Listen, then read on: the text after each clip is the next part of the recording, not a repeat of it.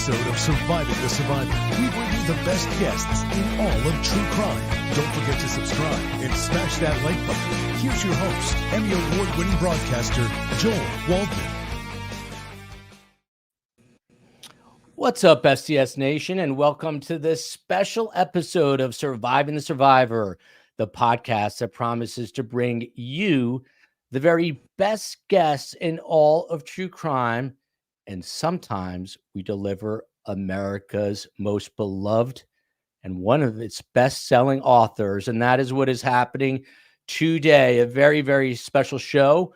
And of course, today we're also going to be speaking about arguably one of the worst crimes ever committed against humankind. So not too far off from the true crime genre in a circuitous kind of way. I just want to say before we get cracking here, and before I introduce the VIP of all VIP best guests, Tuesdays with Maury. I went to Brandeis University, the same place where Maury Schwartz was a professor, the same school that Mitch Albom attended. And for years, I've wanted to tell my mother's story. And that book has always been sort of the seed, the inspiration for what has now become Surviving the Survivor. And Mitch Albom, who I will openly admit I harassed and hounded, but he's a mensch, a gentleman and a scholar, and he actually has written a blurb for the book, which is going to help us immensely. Without further ado, let me introduce Mitch Albom, born, I have to say this, in Passaic, New Jersey, our home state. The best state, next to maybe Michigan and Detroit. He is the middle child to Rhoda and Ira Albom. He's an internationally renowned and best-selling author, a journalist, a screenwriter, a playwright, a radio and television broadcaster, and a musician. His books have collectively sold more than 41 million copies worldwide. You heard that right. 41 million copies. They've been published in 51 territories in 48 languages. And he's not just about writing books and making money. He's also about giving back a ton. In 2006, Mitch founded the nonprofit Say Detroit. He also operates a home and a school in Port-au-Prince, Haiti, a language my mother speaks. He visits that monthly with his wife, Janine, in Michigan. And as I mentioned just a little while ago, he is also a graduate of Brandeis University, as am I. We've had parallel careers, but one of them has been successful and the other has been moderately, I don't know what. Mitch, you're speaking today with Malcolm Gladwell at the famed 92nd Street Y. You gonna be talking about the book? Yes, I'm here right now. Actually, I'm in the dressing room of the 92nd Street Y. It's nice to see you, Joel and Carm. Nice to see both of you again. Last time I saw you, you were harassing me, as you said, but in a nice way, down in Miami. So I'm glad that we were able to make this happen. Yep. Yeah. And just very quick story on, we are very happy. So I heard Mitch Albom is going to be at the Miami Book Fair. I live in Miami. I said, I want to ask Mitch if he maybe would write a blurb for this book because we've got some things in common. And sure enough, there was no Q&A. And being the big author that he is, they kind of had him cordoned off. And I saw a little crease in the screen in the green room. And I went up to a Miami-Dade police officer and I said, my mother's a Holocaust survivor. Mitch Albom's book is about the Holocaust.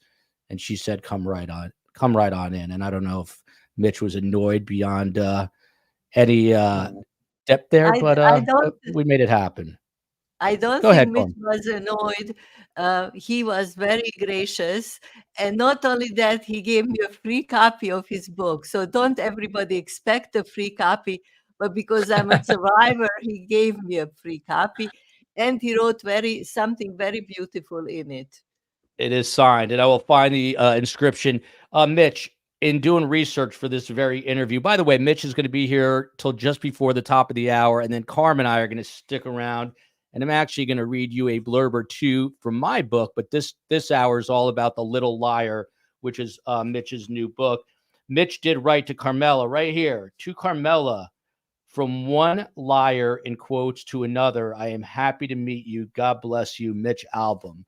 Very nice inscription. So I'm perishing. I don't know why I trusted he took the book from me. I read the book, of course.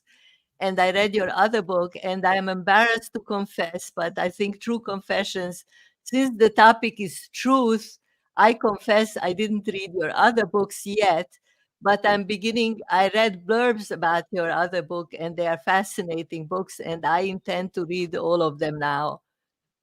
And this will be the thank first. you. Yeah, this will be the first media interview, and Mitch has probably done 15,000 of them where he doesn't say a word because we don't stop talking. So I'm going to let him. Be I'm going to let him. It's actually very nice. It's a nice change. You guys just go right on. Yeah. We can promote it for you free of charge. So Mitch, in doing the research, you said something that really honestly resonated with me because I feel the same way. But you said your career happened by accident. What do you mean? Well, there's been a series of accidents in my career. I was a musician by training and trade. I never intended to write. 1 minute. I never intended to write anything. I've lost her already, I guess. Don't worry, weird things happen on this show. This is why I didn't. No, I hear an echo. I have to call the technician. I have no idea what's going on there. This is why I didn't speak. I was doing so well. I had both of you listening to me, and then as soon as I opened my mouth, I lost one of you. I'm going to get rid of her. The accidental part of my career is manifold. I was a musician. I was kind of a starving musician in New York. I happened to go into a supermarket and pick up a newspaper that they were giving away, a weekly newspaper for free. And there was an ad in it that said, if you have spare time, we could use some help with our newspaper. And I had spare time during the day because I worked at night as a musician. So I went over there, and I was the youngest person in the place by about 25 years. And they gave me an assignment that night to write a story about a parking meter meeting. And I'd never written anything in my life, for anybody other than school papers, but I had read a lot of newspapers, and so I wrote up a story thing, based on what I thought newspapers sound like. And the next week when I picked up the newspaper at the supermarket, there was my story with my name on it in the bottom of the front page. And I had that little tingle that you get as a writer. And I sort of became a writer accidentally ever since. And then for many years, I was a sports writer. And that was all I really ever aspired to be. I wrote sports, I broadcasted sports, I was on ESPN, and I was just very ambitious about that and never really looked beyond it. And then at age 37, I encountered an old professor of mine named Maury Schwartz, who was dying from Lou Gehrig's disease. And I started visiting him every Tuesday, on all the Tuesdays he had left in his life. We did a last class together in what's important in life once you really know you're going to die. And he really opened my eyes to how I was living my life at the time, which wasn't very good. It was very, very money and career and success oriented. And I wrote a book to pay his medical bills, which again was an accident. It wasn't supposed to be a popular book. We gave all the money to Maury, and I was supposed to go back to being a sports writer. And then Tuesdays with Maury became something that nobody could ever have imagined. And it led me to a whole different career of writing and novels and books that are more about, what's important in life. So I'm a definite example of man plans and God laughs, and I've stopped planning because I don't want to make God laugh anymore. And, that's a series of accidents that have brought me to you here. And that's fascinating to me because serendipity. I have exactly. I have a sister who became a doctor. She was on the fast track BU 6-year med, and I've always been the one trying to figure things out on the fly. And never in my I was just actually rereading my book, and I'm sure you've experienced this, but it's almost an outer body experience. It's surreal. It's something I've always wanted to do. It doesn't feel real as I'm reading it. But I'm curious. I know you're a peppermint tea drinker. To be at the level of success that you have achieved, I know you can say it's by accident, and I'm sure there are elements and components of that are true, but where do you get this discipline? What inspires your discipline?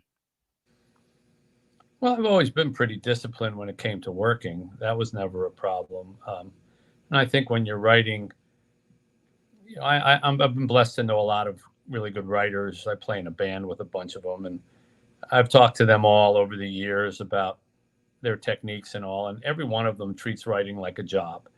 This notion that you can just go to bed and right in the middle of the night, a bolt of lightning is going to hit you and you're going to wake up and start furiously writing down the great American novel.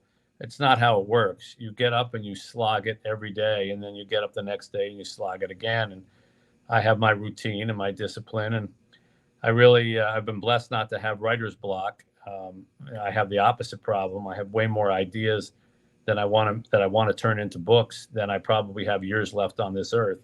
And so I'm hurrying to try to get as many of them down as I can. And how have your worries changed? It's interesting. Early on, I know you were just full of this sort of what you describe as blind ambition. You wanted to be the best sportscaster, the best writer. And then obviously you wrote Tuesdays with Morrie at the age of 38. But again, in Judaism, there's an expression, lehavdil. You're not supposed to compare something great to something small. But in my own situation, I had this crazy ambition to become a network news correspondent. And when I finally got to Fox News, I was never more unhappy. It was not what I wanted. And I kind of took a big step back over the last 5 years. But how have your worries and or ambition changed with time? Well, the biggest change was with Morrie. At that time, I was working about 100 hours a week. And then, every Tuesday I had to come to a screeching halt because there was no working when I was visiting him. And it wasn't before cell phones. So if anybody was trying to reach me, they would have to call his house, which I wasn't going to put him through. And so suddenly, after working 7 days a week, I had this one day of the week that was dead calm, from work. And instead I was just sitting with an old teacher of mine we were very close when I was in college, and we kind of rekindled that relationship again. And I began to realize, he was dying, and yet he was 10 times more content with his life than I was, and I was healthy. And I really began to sort of question the path I was on. I think I was at that age, I was 37. If this had happened when I was 24, I don't think I would have had the insight, because I would still think, well, he's different, he's older, but I got my life ahead of me. But I had already been working very hard for, the better part of 13, 14 years. And, I think I realized, like, this isn't satisfying. There's a lot of good parts of it, but I don't feel as happy with my life as he does. And I certainly haven't spent my life with the principles that he did. And I began to, and then I think Tuesdays with Morrie, the book, really changed it's not worries so much, but my ambitions because, I always tell the story that before Tuesdays with Morrie, people would recognize you because I was on television. So they would recognize me for sports, and they would stop me in airports and they would say, hey, who's going to win the Super Bowl? And I would, say Patriots, and I would go up the escalator, And then after Tuesdays with Morrie, people would stop me, but they would say, my mother died of cancer, and the last thing we did was read your book together. Can I talk to you about her? And now you can't say Patriots and go up the escalator. You have to stop, and you have to talk, and you have to listen, and you have to be sensitive to people's problems and their grief and their love that they've lost. And I have heard that and done that, not 1,000 times, not 10,000 times, but tens of thousands of times. And it changes you. It makes you sensitive to other people's issues. And that's why I've never written a sports book since, because the things that interest me now are those kind of topics. Well, you said something very interesting. Now is I have the copy of the 25th year, the anniversary publication. And you said somewhere, I don't know where, don't ask me where, but you mentioned that when you wrote the book about Morrie, you wrote it from the perspective of a young person who has a mentor and learning from the older guy. And now after 25 years, you start to look at it as as Morrie, as I'm the old guy. Yeah. You are the older guy. You are a child in my eyes, but you are older than when you were 25 years ago. And you have to admit that the 25 years went by like, in Hebrew, they say like a blink of an eye. To me, the time went very fast. So there is this anxiety that, we are going to run out of time, and there are so many things we would still like to do and see and experience. And it's a very frustrating part of it, and I'm sure that that's part of the aging process in general, regardless of Lou Gehrig's disease. But one of the reasons, Carm, that I took to you so quickly is that I have always been someone who has looked up to older people and has yearned for older people to share their wisdom with me. I was that way when I was a kid. I was the only one at the dinner table after Thanksgiving when all the kids would scatter and the older relatives would sit around and tell stories. I was the kid who stayed at the table and I listened to them tell a story. And I always say, people always ask me, when did you decide to become a writer? How did you become a good writer? Whatever. And I say, I became a writer at the dinner table because I would listen to my uncles and my aunts, many of whom were, from the old country or children of immigrants, and they would tell stories. And I would watch the way they told stories, and my aunts would always get caught on the details. And they would say like, oh, it was 1945 or no, wait, when was Jack born? 1946. No, wait, it was 45. No, and the uncles would say, set up. We don't want to have. And then the uncles would tell the war stories. And they would say, there we were coming over the hill and the bombs were being dropped and everything was exploding. And I say, oh, that's how you tell a story. That's how you tell a story. So I always have gravitated to older people, and I've always. But I have to tell you now, for the book that that Joe wrote, I said in the book that it's a fallacy to assume that just because you are old, you are wise. I think some of us age without the wisdom, I am. But not you. I think I am definitely one of those that could improve in that area. But by the way, Mitch, we've already done a podcast or two, and Carm's strategy, I don't know what is going on in her head, is to tell everyone the 10 reasons they should not buy our book. And one of them, of course, is that she's gained no wisdom in life. So I think it might be reverse psychology. But Angela here says, by the way, this is the book cover with more Joel, honesty. It's honesty. But why don't we talk about The Little Liar? We're getting there, Carm, because I'm hosting the show and you're along for the ride, Carm. That's how it works here. Okay. Mitch, how did you feel when the one and only Jack Lemmon was cast as Maury in the movie? First of all, if I ever talked to my mother the way you just did, I would have gotten right across the mouth. So I'm in awe of this dynamic right now. But wait till you read the book. As far as your question, Jack Lemmon and I became friendly, and there's kind of a bittersweet story to that. No one had ever made a movie out of anything that I'd written before, so it was a first experience for me. And I went to the set one day. Oprah Winfrey made the movie, and she invited me to come, and I went to the set, and I found it very surreal because they were sitting in a room that looked very much like where Maury and I sat, and they were calling each other Mitch and Maury, which was very strange to me. I ended up never going back because it just was too weird. But that day, Jack Lemmon asked if he could talk to me, and I went over and I sat with him, and he started asking me a lot of questions about Maury, and I thought it was for the role, the acting. But after a while, the nature of his questions, I said to myself, he's not asking me because of acting. He's sick. He must have something serious. And sure enough, he did. And he hadn't told anybody, but it came out afterwards that he had a disease that he ultimately took his life. And that was really the last movie that he made, full role that he acted in. And he always said that it was his favorite role. And he was very sweet. He when he got nominated for the Emmy Award, I called him up and I congratulated him. And he was very nice. Oh, thank you. I said, listen, just one thing, I was teasing him. Don't forget the writer when you win, because you're going to win. And don't forget the writer. They always forget the writer. They remember the hairdresser and they remember the agent, but they forget the writer. And I was just teasing him. And sure enough, he won. And when he got up and he made his speech, the first thing out of his mouth was, before I say anything, I want to say, Mitch Albom wrote this book. And he said to me, don't forget the writer. And I'm not forgetting the writer. So he thanked me. And it was a backhanded thing, Yeah, he's a very sweet, and embarrassment. Yeah. Patricia wants to know, and then we're going to dive into The Little Liar, which is Mitch's new book. But Patricia wants to know, did Maury live long enough to read your book? That's a great question. No. That's the thing I always try to tell people is Maury never read a word of Tuesdays with Maury. We couldn't find anybody who was willing to publish it.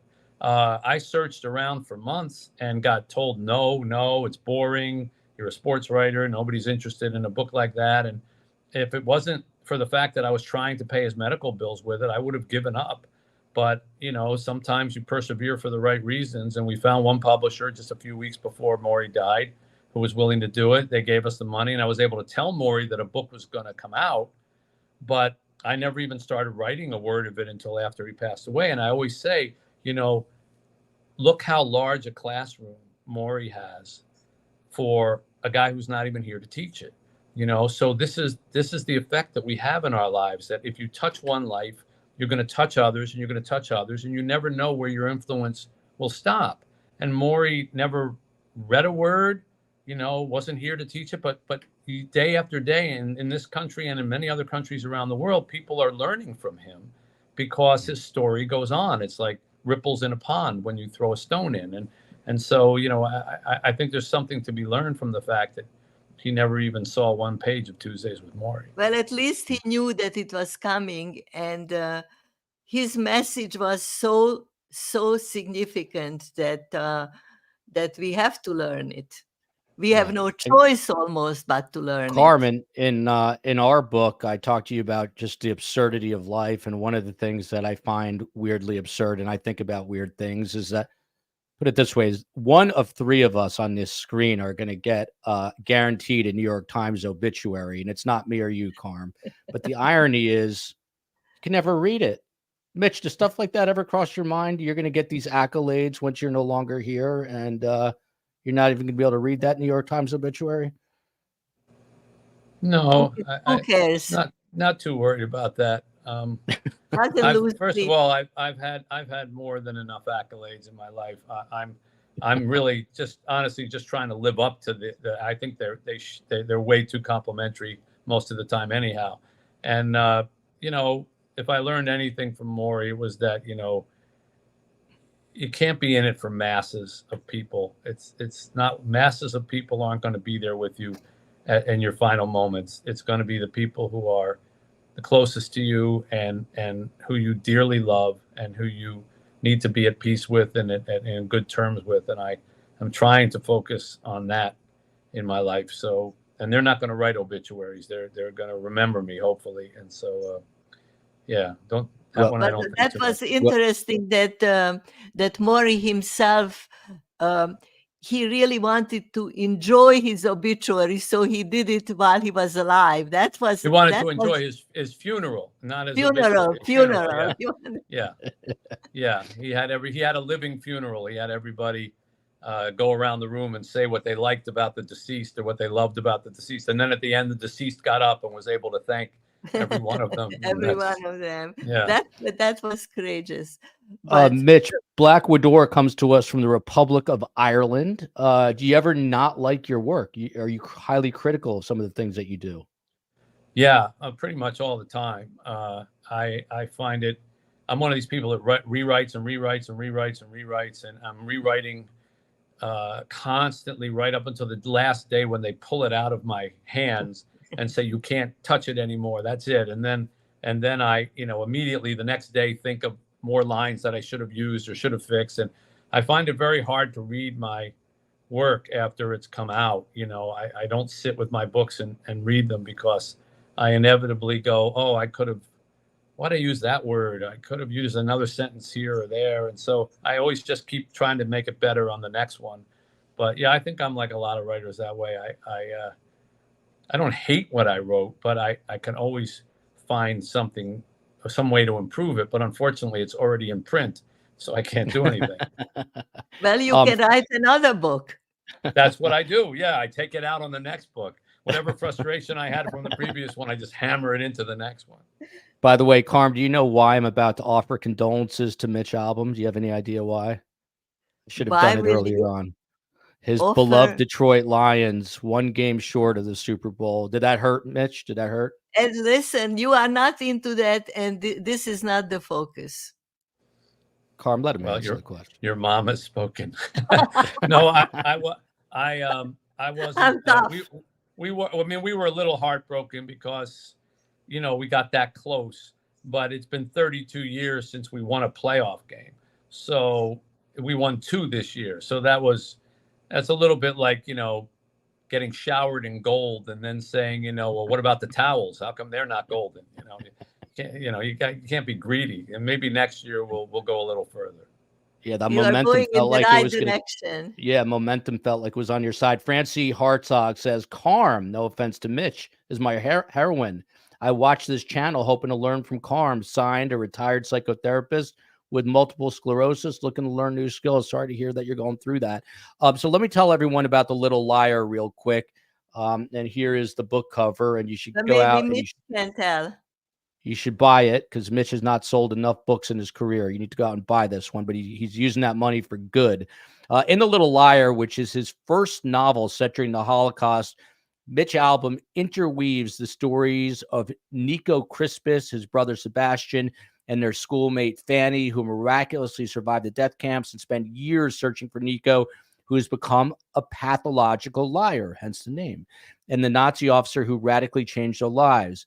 As the decades pass, Albom Mitch reveals the consequences of what they said, did, and endured. It's a moving parable that explores honesty, survival, revenge, and devotion. It is Mitch Albom at his very best. What's really interesting about this book, everyone, it is narrated by the voice of truth. Third-person narrator is the voice of truth. It is a timeless story about the harm we inflict with our deceits and the power of love to ultimately redeem us. Why do you choose truth as a narrator? That's a really interesting choice. Well, because the book is basically a parable about truth and lying, and I didn't want it to be a first-person account because the first person would be Nico, and he goes from being an honest 11-year-old boy who's never told a lie to a pathological liar later in his life. So you couldn't trust him as a narrator. And I didn't want to do it as a third person. But when I thought, well, this is really about a time, as Carm knows well, that truth was abused and all but choked to death. Who better to tell the story than truth? And who better to speak and say, why did you do this to me? Why did you abuse me this way? And the book centers on a little boy, Nico, who's 11 years old, who's never told a lie in his life. And he's known in his neighborhood as, honest to a fault. And when the Nazis invade, it takes place in Greece. And when the Nazis invade his town, they take all the other Jews and put them in the ghetto. But they find out about him and they separate him from his family. And they say, we'll let you go back to your family. All you have to do is a little favor for us for the next couple of weeks. Just stand on these train tracks, and there's going to be people, and they're going to be very confused. Just tell them they're going to good jobs and good homes, and everything's going to be great, and they'll be happy to hear that. And then after you're done, you can go back to your family. And because he's never told a lie in his life, and believing them, he does this every day. And these people get on the trains until the final day when he sees his own family and this little girl, Fannie, who he loves and who loves him, being shoved into a boxcar, and they start screaming. And that's when he finds out that these trains are actually going to the concentration camps, to Auschwitz. And the Nazi who tricked him doesn't allow him to get on the train. And so, to add insult to injury, his family, the girl he loves, everybody is all taken away to the concentration camps, and he's left behind. And the book cover is him running on the train tracks after the train, trying to catch a train that, of course, he's never going to catch. And the book follows him from that point for the next 40 years. His story, his brother's story, who goes to the concentration camps and blames his brother. Fannie's story, who escapes the concentration camps and spends her life looking for Nico, and the Nazi who tricked him. And it shows the effect of one lie, the first lie of his life, how it affects all of them for the next 40 years of their lives. I have a question. Well, I have a few questions, but before I ask the question, it's your show, Carm. Joel told me to be brief because I start to pontificate and carry on, but I cannot resist. First of all, why why 40 years afterwards, which I think is a terrific idea. And you yourself, and I wrote this sentence down to be able to read it to you. It says, long after the Holocaust is over, we still experience war. We still experience the war. In other words, there are consequences, not the day of the liberation, but even 40 years later. And now that Joel and I wrote this book, I realized that even 75 years later, my personality is affected. And Right. because of my personality, my children's personalities are affected. Right. That's one thing. The other thing, I have my own little hidden agenda.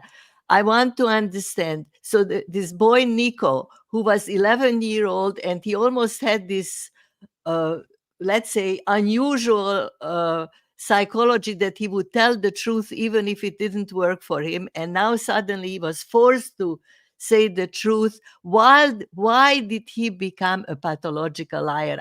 In my own head, I could not explain that. Okay, so the first one that you reference, I think the line that you were referring to is that war still takes victims long after the battles are over. Exactly. I read it backwards. I read the second line first. And it does. And I interviewed many people like yourself, Carm, for the book, and knew many people like that growing up. And so I was well aware that it never ended. And I wanted to show that. I think too many Holocaust books, quote unquote Holocaust books, which are wonderful, but they begin, the day that the Kristallnacht happens, and they end on the day of liberation, and everything in between is just a concentration camp. And I think those books have been written, enough of them anyhow, that I didn't want to write the same thing. I wanted to write something that looked at truth over a large span. I picked 40 years, it could have been 50 years, but I wanted to show the lifelong effect. As far as Nico becoming a pathological liar, I mean, that's kind of the conceit of the story, and it's a little Pinocchio-ish, when he can't, he tells a lie, his nose begins to grow. So for Nico, he was so wed to the truth his whole life that when he realized the ramifications of this lie that he told, the truth would no longer come out of his mouth. And it was as if he couldn't bring himself to tell the truth anymore, because every time he told the truth, he was reminded of what the truth and what being that naive did to him and did to his loved ones. And so he tells a small lie, and then a little bit of a bigger lie. And these are lies to stay alive during the time of the Holocaust. And he changes his name. He changes a passport. He learns how to forge documents. And he sees how successful he can become by lying, and eventually it takes him over, and it gives him a personality that he doesn't have to face what he did. But all along, underneath it, and this is the other big theme of the book, besides truth and lying, he wants to be forgiven.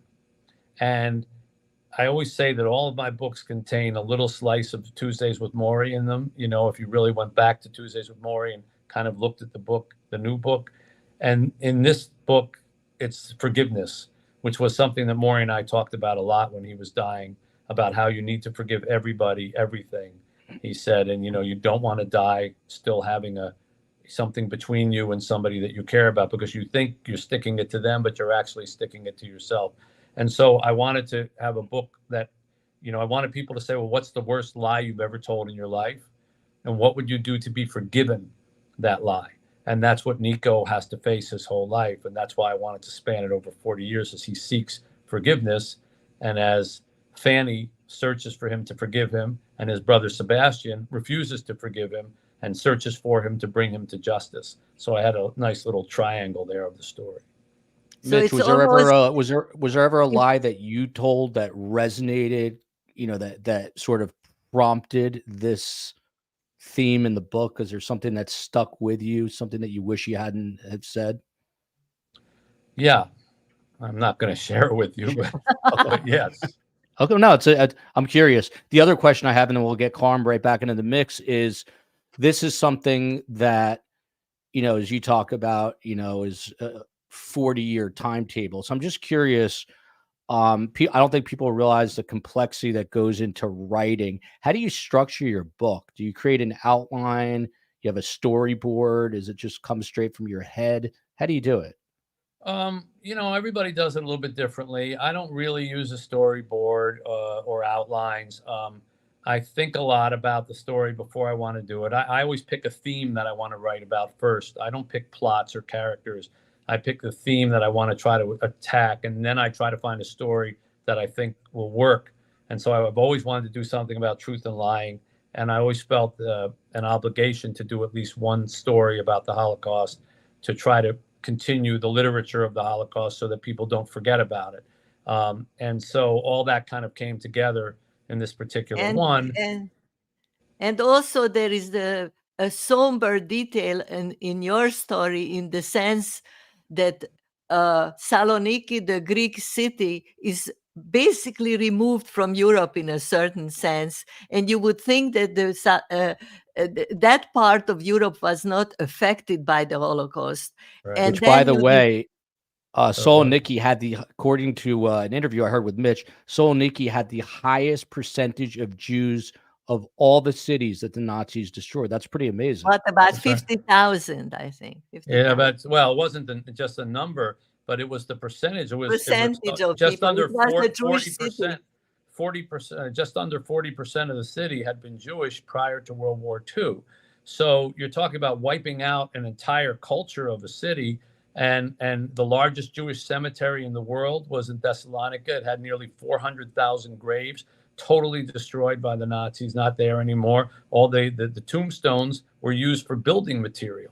So the Nazis used the concrete and the stones to wage war on the Jews. It was horrific. And so I wanted to set it in Greece because I wanted people to go, I didn't know that Greece was in the Holocaust. I say, aha. So there's still something to be learned about the Holocaust, isn't there? Instead of people denying it, I'm sure that, Carm, you've seen the horrific studies that show that 1 in 5 people under 30 years of age in America believe the Holocaust is a myth, and another 30% can't say for sure if it's a myth or not. So you've got literally 50% of young people can't come out and say the Holocaust was a fact. That's beyond frightening. That's horrifying. And so I tried to write this little book, The Little Liar, to try to at least, hammer home, because everything in the book is factual except the 4 characters who are fictional. That here, not only was it factual, but you haven't even learned all the facts yet. So before you start denying that it existed, let's try to learn. By the way, you mentioned in your book Nico's. The relationship between Nico and Karadi Katalin. I am from a part on the Hungarian border, and I was aware of the existence of this very famous Hungarian Gentile actress before World War II, who was one of the righteous Gentiles and tried to help the Jews in Budapest. And this summer, Joel's family, his 3 children, wife, and myself, we went to Budapest, and there are the shoes on the Danube of the ones that you mentioned in your book. So there are historic facts. Carm, let me jump in and ask you. I mean, a couple of things come to mind. Number one is I've lived with you for 54, well, not with you, but close enough to you for 54 years. And Mitch, it's amazing how little I knew about her story. It's just incredible, because as you can tell, we talk a lot in our family, and most things, almost everything is not off limits. But, I think subconsciously, consciously, whatever it is, I've heard different versions of the story. So going back through it, something, obviously all these things resonated with me, but, the big sort of arc of this story is that at 4.5 years old, my mother had to go into hiding. And it just today, literally just today, I was dropping my 2 girls off for a play date, and they were kind of terrified to go to the front door and knock. And I yelled at them and I said, your own grandmother was hiding in a Catholic school when she was 4.5. What are you afraid of in Miami Beach? And they walked out. And then the minute we got home, Grandma pulled up. I mean, the ripples. I raised them tough, Mitch. I think so because my 4.5 soon to be 5-year-old, who by the way is not playing baseball at a professional level yet, which is disappointing. But when the minute he saw Grandma, he said to her, "Grandma, why did you have to hide? What was so bad?" And she kind of put it in 5-year-old terms. But I told her it happened in Europe. In America, everything is good, and even in Europe, it's perfect now. Yeah, I believe in having illusions and losing them slowly. But Carm, at 4.5 years old, you had to lie essentially. You had to pretend to be a non-Jew I could in a relate to the non-Catholic school. little So I'm liar, curious what resonated with you. I have to tell you something. Carm, did you even listen to my question? Did you even hear what I said? I know your question already. Okay. It's interesting about lying. Don't think that everybody can lie. It's not. I have a daughter and my husband who just died after 63 years of marriage. They could not lie. I could look at them and I could read that they are lying. I said, "Come on, tell the truth. I don't even try." And they started to laugh. Joel is much better. He takes after me. And I always said to Joel, if you know how to lie, never use it unless you are in a dire need or a survivor mode. Don't use this thing because you can. I never met the little liar at that time. I could have said, because you're going to slip into a situation that Nico had to deal with. But I definitely dealt with that when he was a little boy.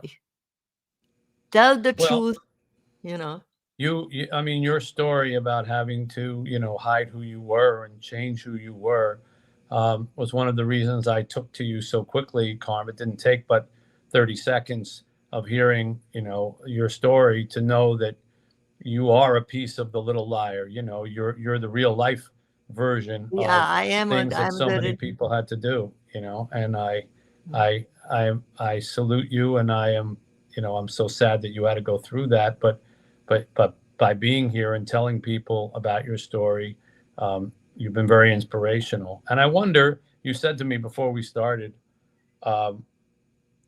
maybe you'll want to ask me some questions. So I do have a question I would like to ask you. One of the themes that I wrote about in The Little Liar that I thought was important was hope. First of all, I can't write a book without hope. I don't, I've been actually criticized by critics for being too hopeful. One of them just ripped me in a review, and at the end he said, "Oh, he's just a king of hope," like trying to insult me, which I actually thought king of hope is not a bad thing to be if you can get to that throne. But I wrote a scene in the Little Liar based on people like yourself and the stories that I had heard from them, where the grandfather of the family pulls all the members of the family together every night. And despite the horrors that they have gone through in Auschwitz, he says to them, everybody has to say one good thing that happened to them today. And what can you say, so one of them says, "I had an extra spoonful of soup." And one says, "My rotted tooth fell out of my mouth." One says, "The guard that always beats me didn't beat me today." And one says, "I saw a bird." And that desire to constantly find hope and a reason to get up the next day, as Viktor Frankl wrote in his beautiful book, Man's Search for Meaning, the people who survived were the ones who did not give up hope, who believed that somehow tomorrow was going to be better. And the ones who just said, "This is hell," they died. Did you find that to be true during that period of time? Did you and did you have examples? Well, I was very young. The story about my lying, I've turned 5 in August of 44, and this was in December during the siege of Budapest, when I was hiding in a basement and had to pretend that I was Christian because all the Christians were looking at us very suspiciously. And I luckily knew the prayers, so I said them very loud. And I became sort of unwittingly, I became the hero of my immediate family because they felt I saved them in a certain way. And I knew I was doing it. But hope is something I really believe that optimism and hope are almost have a genetic aspect to them. And I think that, I mean, Joel knows me well enough, and other people. I tend to be optimistic. I cannot help it. If there is a situation, she's the queen of hope. If you're the king, Mitch, she's the queen of hope, and it really it blows me away because the things that she's been through, and I right have now been even through other unpleasant things in life, definitely. Yeah, it's tough. RF Malone has a question here, and there's a couple more things I want to get to with Mitch before he has to jump off to do his thing at the 92nd Street Y with Malcolm Gladwell. RF Malone, any chance The Little Liar is going to be turned into a movie? I recently read the book, and it is still with me. It is so powerful. Yeah, it's actually been optioned already. I think more for a series than a movie. I think it's going to be one of those, 8 or 10 part series things is what they plan. But, Hollywood's a strange place, Pretty much every one of my books has been optioned. 4 have been made into films. The other ones continue to get flipped around or whatever. So I always say when you're sitting there with popcorn watching it, that's when you know they actually made it. Until then, there's a lot of talk. But yeah, I mean, there are plans for it to be turned into something. But may I say something that is totally tangential outside? And I am no intellectual, and I don't know that much. But there is a saying: the existentialists, Camus, Albert Camus, the one who wrote The Pest. Right. He said, "You have to live your life with no hope and no regret." Now, he didn't mean it in a negative sense. He meant that you have to create your own mental stability without hanging on to the hope issue so hard, that if your hope bursts, right, then you cannot of course, continue. that's why he's an existentialist too. So. Exactly. And it's not in style anymore. No. So Mitch, these are arguably the 2 most important people in your life right here. I read a piece you did, the Detroit Free Press. Mitch wrote, these are his parents, Ira and Rhoda, I believe, Albom. And Mitch writes, Mitch has a tendency to be a little preoccupied with death, and I am, partly because I love my parents so much. That's the real reason. But Mitch writes, how do you live in a world without parents? Who do you turn to for counsel? And how do you say goodbye to your only real hero? I'm struggling with this right now, Mitch. I just lost my father, my mother's husband of 63 years. That's a big theme in the book I just wrote. The guy was he was a Depression era baby. He was a doctor. He was only worried about money ever. And then about 7-8 years ago, he said to me, I'm worried about time. Left plenty of money behind, but couldn't cling on to the time. I'm just curious, the thought of losing Carmela, and we've had a stand-up comedian on the show prior to being True Crime, said I'll have to change the title to I Survived the Survivor, which I never want to have to do. But wondering what kind of life advice. I mean, you've talked to so many people. It's the ultimate loss, your parents. How are you dealing with it? And how do you suggest others deal with it? Well, it was a stretch of time in my life when I was very young, right out of college, and struggling as a musician. And my mother, who always wanted to be in my life, maybe a little bit like Carmela, I couldn't talk to her because I wasn't succeeding. I was failing. And so I shut her out of my life. I didn't talk to her. If I would call home, and she answered, I would say, put Dad on the phone. And this went on for almost 2 years. And finally, I grew out of it and got past it. And I look back on that time now, and I am so angry with myself that I let that much time go by, that I missed 2 years, that I could have made that many more memories with my mother. I had many, many years after, but I think that's what you learn, is that you just have to get past the stuff that, the mother, son, father, son stuff. There's always stuff that could, I don't want to deal with it, or I don't want to hear that, or I don't want, and recognize it. There will be no void in your life that will ever match the void that when your parents are gone. And your best defense against it is to put sandbags up against that void filled with memories, and make as many as you can with your parents while you have them, because that's going to be the only thing that's going to protect you against that rush of agony when they're gone. And, hold them in your heart. And I always say, Maury said, death ends a life, but not a relationship. And he was right, but the relationship, you have to invest in that relationship now if you want it to go on. I always liken it to like a penny in a piggy bank, Joel. If you put a penny in a piggy bank, for all intents and purposes, it's gone, right? You're never going to see it again. You're never going to touch it again. It's gone forever. But if you take the piggy bank and you shake it, there it is, and that's a little bit like when we lose our loved ones or our parents. You can't see them again, you can't touch them again, but if you shake up your heart and you hear the memories that you've made with them, they're not 100% gone. And I remember a story about each one of those pictures that you just put up, because we used to tease my mother and father about, they got married on Christmas Eve because it was the only time they could afford a restaurant to rent, because they didn't have any money. And so every other night was expensive, but because nobody was coming on Christmas Eve, they let them have the restaurant for cheap. I think it was a Chinese restaurant or something.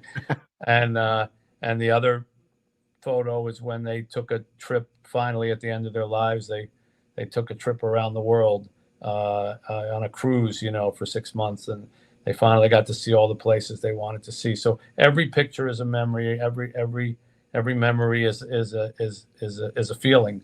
And that's your best hope. And you still got your mother, so you better treat her nicer, because there's going to be a time.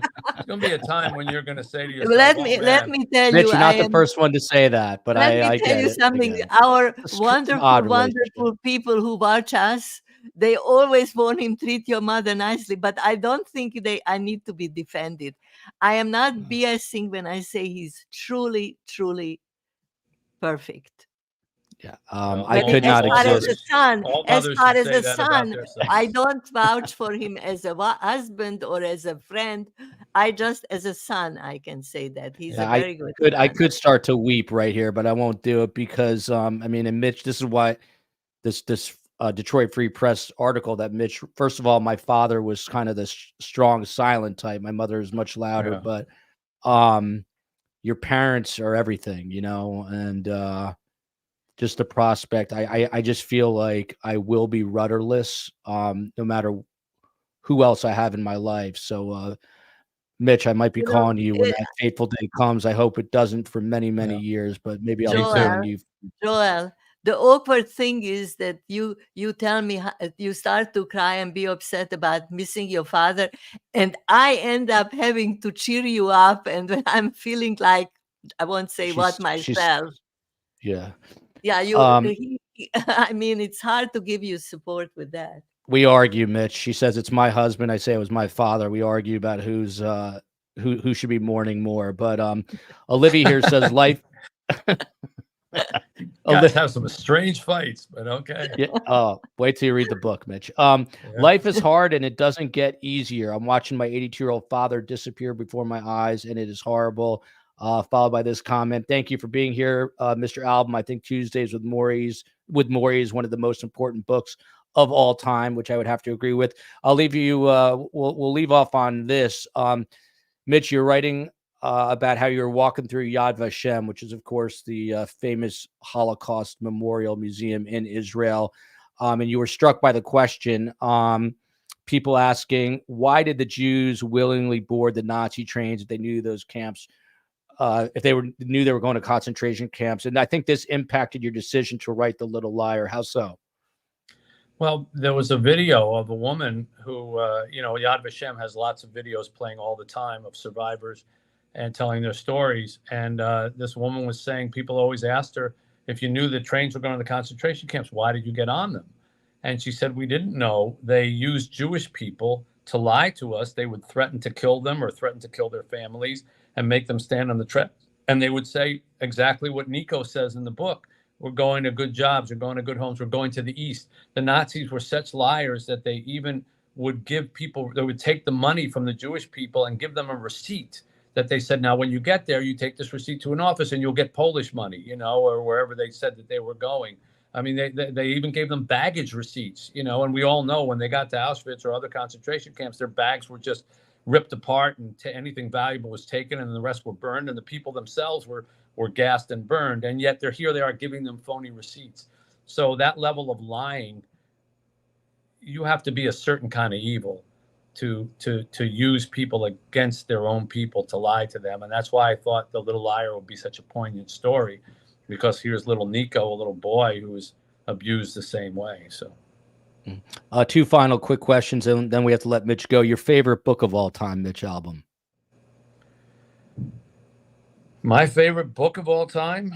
I don't know. There are way too many to pick one. I love as a novel Gilead by Marilyn Robinson, which is the story of a pastor writing a very long letter to his son, a very, very young son, which I think is just a marvel of writing and faith. But I mean, I like so many things. I mean, The Right Stuff by Tom Wolfe is a favorite book of mine, and it's got nothing to do with the meaning of life. So, I read so much, it would be impossible to pick one. I'm sorry. And last question. You wrote Tuesdays with Maury when you were 38. What do you think Maury Schwartz would say to the 60-something-year-old Mitch Albom? You're not done yet. You have to keep trying to get better, and keep trying to remember what we talked about, that you're not finished yet. And he'd also probably say, I love you, I miss you, because he never missed an opportunity to say stuff like that. And then he'd tell me that same joke about the ocean, and he told me like 150 times, and every thought he said, there's two waves in the ocean, and they're flopping around and having a great time, and then one of them suddenly sees the shore and begins to panic, and the other one says, what's wrong? And the first one says, look, the shore is coming up. We're going to flip a couple times, and then we're going to hit the shore, and that's it. We're done. It's over. This is terrible. And the other wave says, no, you have it wrong. You're not a wave. You're part of the ocean. And then he would stop and he would say, part of the ocean. You get it? And I say, yeah, I got it. I got it the first 150 times you told it to me. Now I got it 151 times, So I'm sure he would tell me that story again. And we are all part of the ocean. And the way that we affect one another is the way that, waves kind of go in and out of the water. And I believe that that's true. And I'm very glad that I had a chance to meet the two of you. And I'm very glad, Carm, that you're around to remind people that the Holocaust was no myth, and that people were forced to lie. And you're an inspiration to all of us. And I thank you both for taking time to talk to me. It's very kind of you. And it's an honor for me. Thank you, and an honor for me as well. And Mitch, I promise not to sneak up on you in a green room anytime soon, but might call you one of these days if I ever lose my beloved mother for a shoulder to lean on. I am planning to stay a while longer. Good. Excellent. Carm and I are going to stick around. We're going to stick around. We're going to let Mitch go do his thing at the 92nd Street Y. Listen, this was I think this was the honor of a lifetime to have Mitch Albom not only appear on Surviving the Survivor, but also to write a blurb for my book. He is a gentleman and a scholar, and is living proof that Maury Schwartz had an impact on him and millions of other people. So thank you very much, Mitch. Greatly appreciate you being here. Thank you. Bye-bye. Thank you. Talk soon. The great Mitch Albom. Carm, what do you think? I get tense, Carm, because you don't have a sense of time, and time was limited, but I think you did well, Carm. I try to speak very fast and very few things so that I don't hug up the whole conversation. I think that it was very different from all the interviews I saw him give to CNN and all the media. I'll tell you why, Carm, because it's a different interviewer. In all fairness to me, I come make it plural. Oh, make it plural. Different interviewers, but I did the work as per usual, and I wanted to hear. I read this piece he did about his parents. He was very disjointed after the loss of his parents, as I will be. I still am after the loss of my father. Don't give me. I don't need a funeral speech before I die. Like Carm, you better not die anytime soon, or we'll have to fight right here. And I think Mitch, Carm, I'm telling you, some of my worst anxiety right now is the thought of you disappearing off this earth. I will have to have all of STS Nation wrap me up like a cocoon.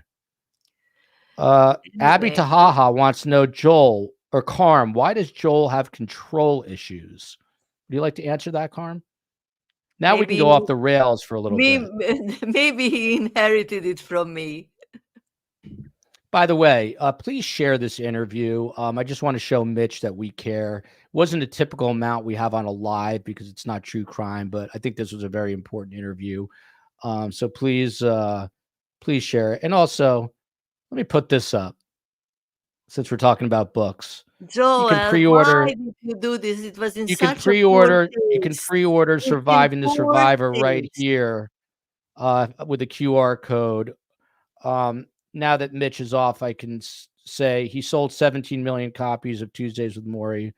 I'm hoping to sell 17 million in one until I get there. Actually, Joel, you have a hard time dealing with the fact that he sold over 40 million in 47 languages or something. 40 million. I will have to sell 40 million in one. I'm too tired to even go there right now. But okay, Carm, let's finish up while we are okay and we don't go I don't know where the COE is, but I did ask her to put a couple of I pulled a couple of quotes from Surviving the Survivor that have never been read, and I'm going to pull them up here. They're not up on the screen. Carm, Joel, I'm going to read. Joel, this is not about us, and I don't want you to do it. Please, Carm, don't. I'm going to do that. No, that's a different thing. Here's from my book, and I'm bringing this up for Carm to react to it.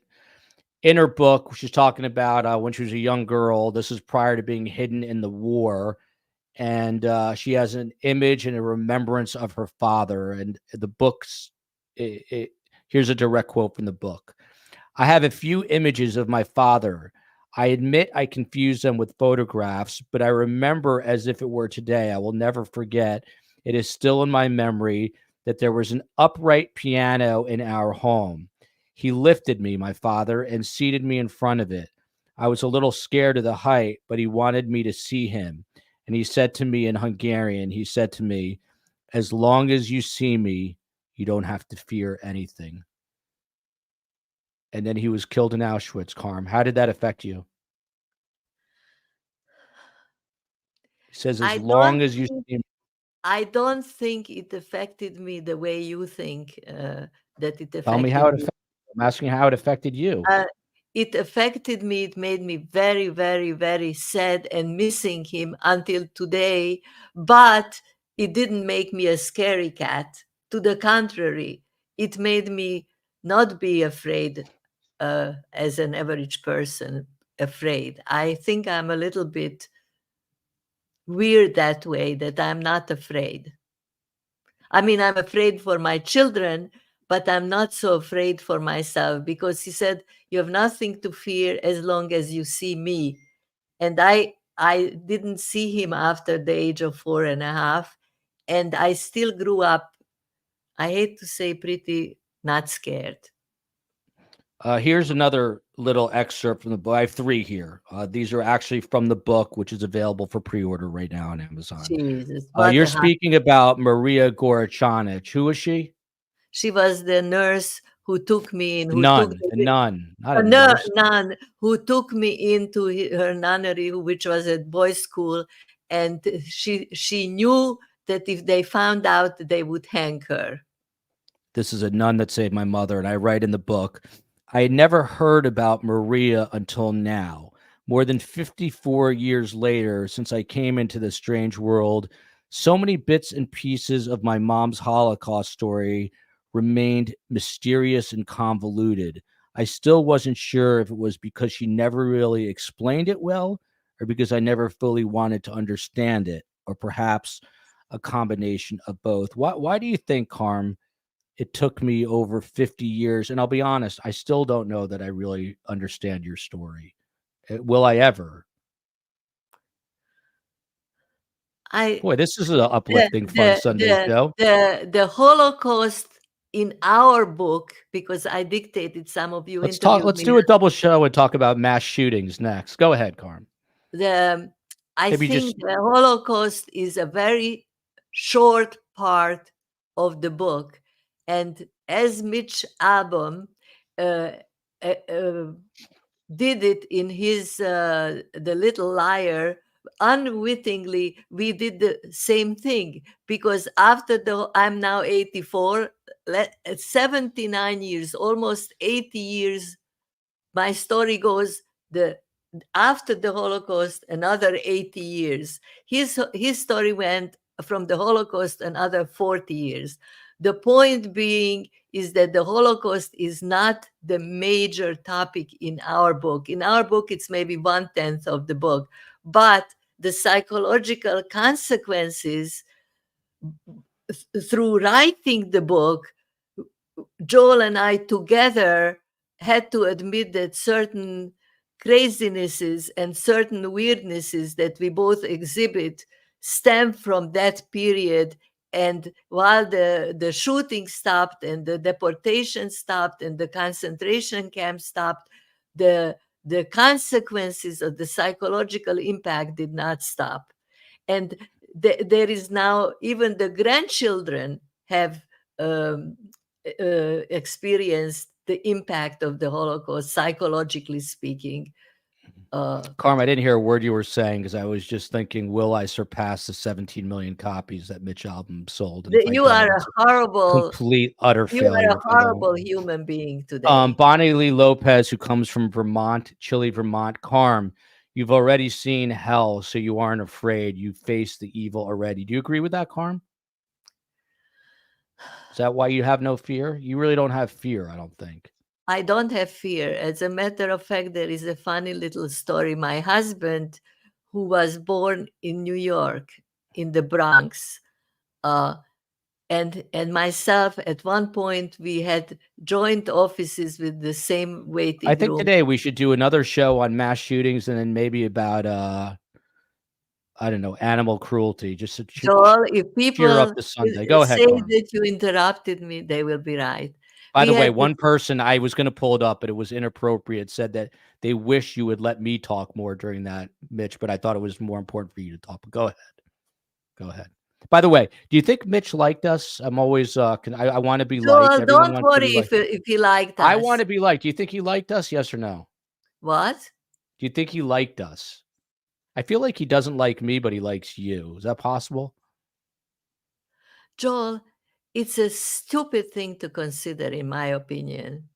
I think he might be questioning his blurb writing for the book after he reads the book, because it ain't his mother's Nobody Holocaust. knows. People think it's a sweetie, sweetie little book, and it's not so. It ain't his mother's Holocaust story, I'll tell you that. Joel, you are just saying everything now that aggravates me. Can we finish it up? Yeah, what were you going to say? Were you saying something? Yeah, I was saying something. You interrupted in the middle, but I don't know. Here's an important question, Carm. What do you think about Frederick Milton, Roosevelt, Brown, Waldman. May I say something to you, Joel? Yes. You will look at my seat and you will see it's empty. I'm That's leaving. A question from Chelsea Whitaker. She wanted to know. Frankie Figgs is yelling at me to let I'm going to discuss it later. I'll answer her. She can melt your heart. He can melt your heart.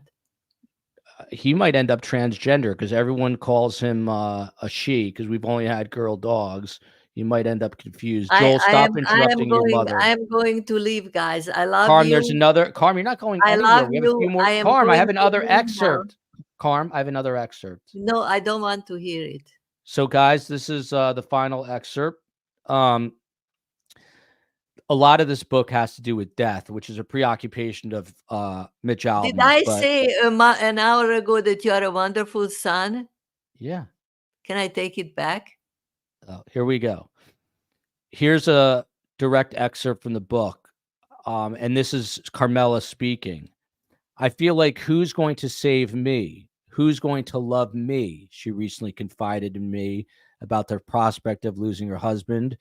For Carm, this is prior to his death in the book. For Carm, losing her Roy was worse in her own mind than the tragic loss of her own father in the Holocaust or the loss of a child more than 50 years ago. The love of her life was dying, and a big part of her was, too, on the inside. Still, she refused to show it. I knew she was a survivor with a capital S, but I had never actually seen her survive in real time until now, when she was most vulnerable. Her world was stopping, but she kept moving. She went to the nursing home. She laughed with the nurses. She screamed at them, too. They laughed with her, but no one screamed back at her. They could see how tough she is. They had a sense she had been through so much more. What do you make of that excerpt, Carm? I have to, it's true, but I have to tell you something cute. Yesterday, there was a concert in the building where I live. The Miami Opera wants to promote itself, and they sent 5 young opera singers to perform in our building. And one of the songs that they sang was, it has something to do with Joel just said, so it's not like totally off. One of the songs was, I think it's called on an enchanted evening, and it's a beautiful song by Roger and Hammerstein. And when you will be happy to know that I was bowling away and using up my tissues while they were singing it. If anybody wants to hear it, it's on YouTube. Carm, what is it like for you day to day without your husband right now? I spend an awful lot of energy not thinking about some of the feelings Explain that. Explain what you mean by that, because it's like I just wrote, like I see you in survival mode in real time. What does that mean? You spend an awful lot of energy not. It's a long story. I'll do it another time. Give me some of it right now. Yet. Is there a day that goes by where you don't think about him? A whole day, no.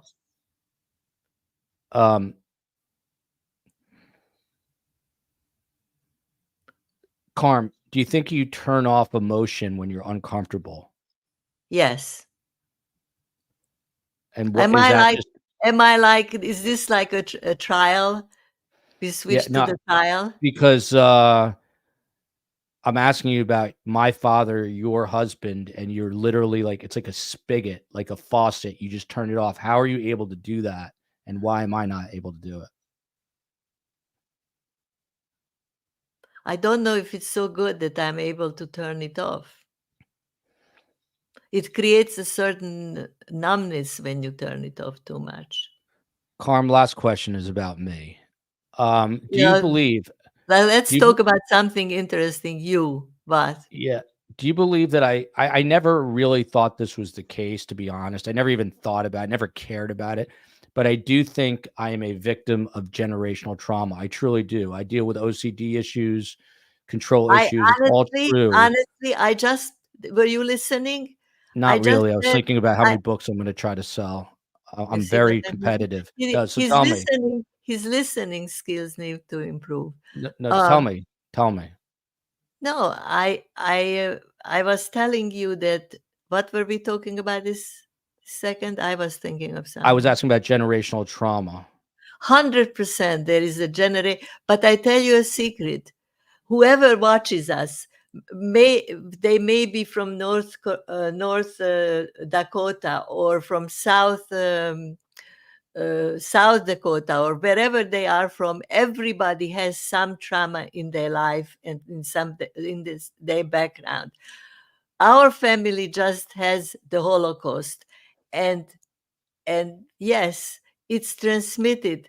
They made studies that even your genes change faster than people assumed at first, that there are changes in human gene, because this trauma was so powerful that it goes on from generation to generation, and definitely already the third generation, the grandchildren are experiencing it. Definitely.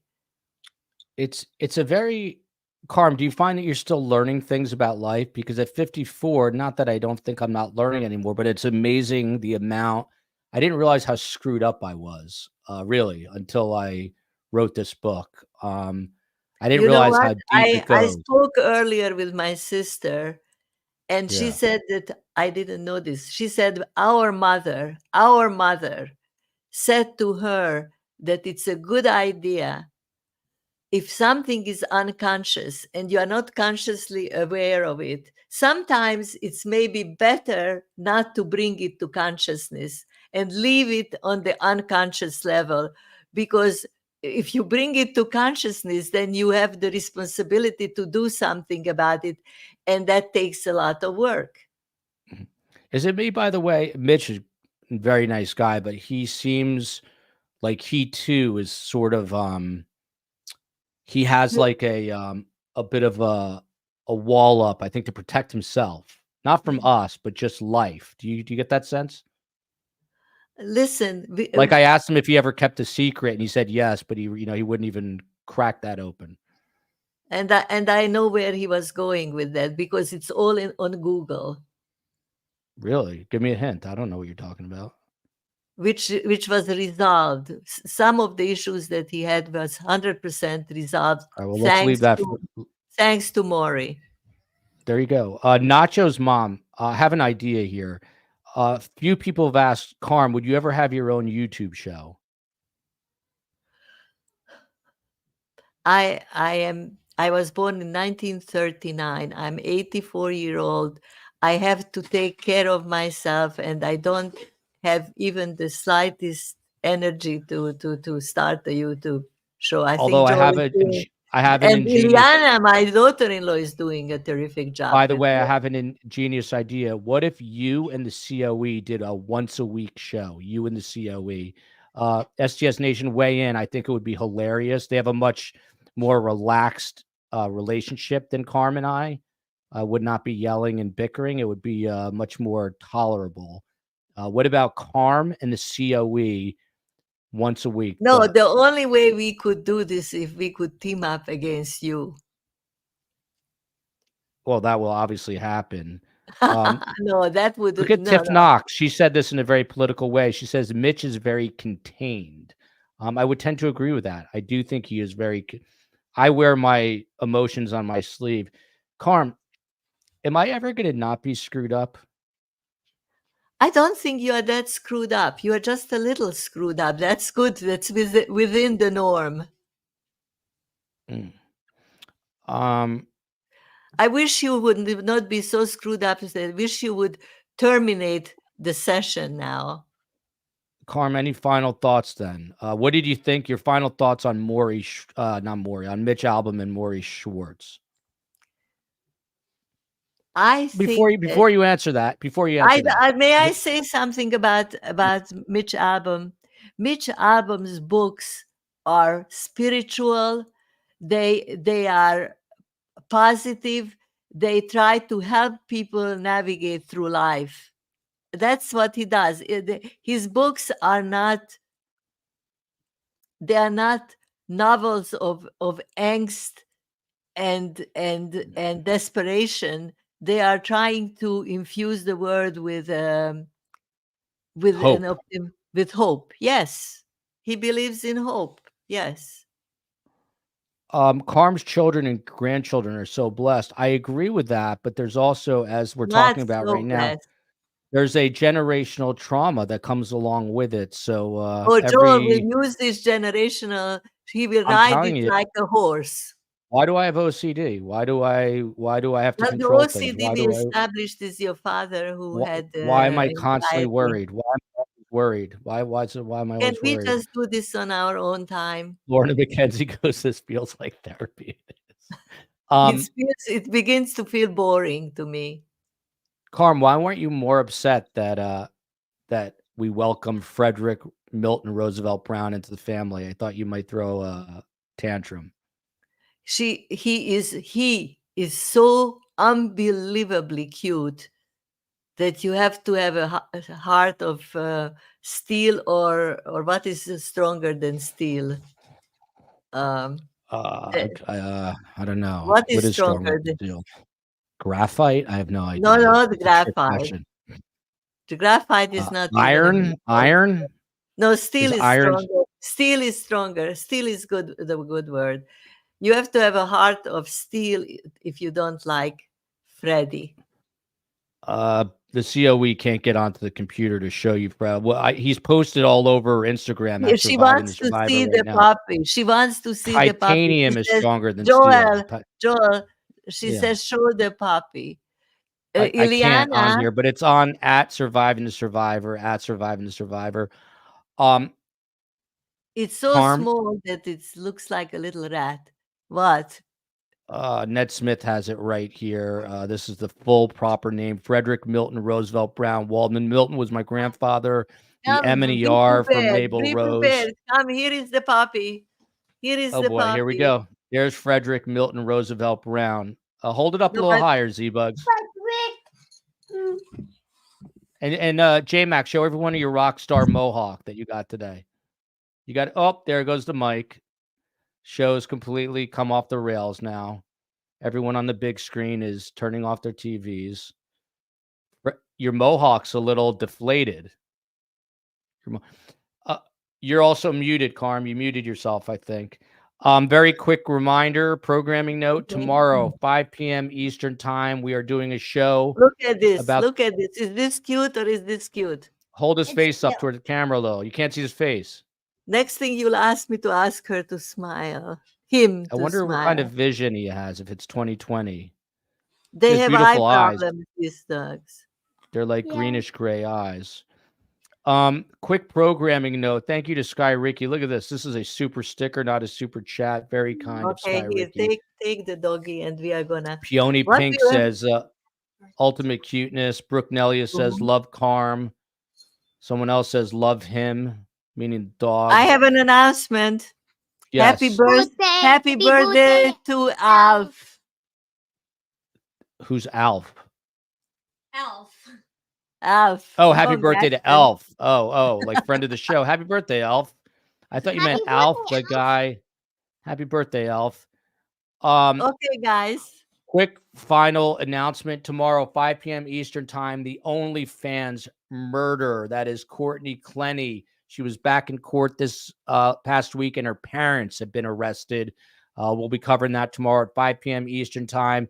And then during the day, tomorrow, on the Best Trials channel, we will be continuing streaming coverage, gavel to gavel, of Michelle Troconis. Will she ultimately be convicted? Only a jury of her peers knows. Lindsay Shea says it best. Where did it go? Where did it go? Where did it go? Where did it go? Where did it go? Where did it go? Where did it go? She says Carm is done. That is true. So on that note, the Waldmans are headed to dinner. Love you, America. Love you, Mitch Albom. Love you, Tuesdays with Maury. Love you, Detroit, Michigan. We'll see you tomorrow. All day, gavel to gavel on Best Trials.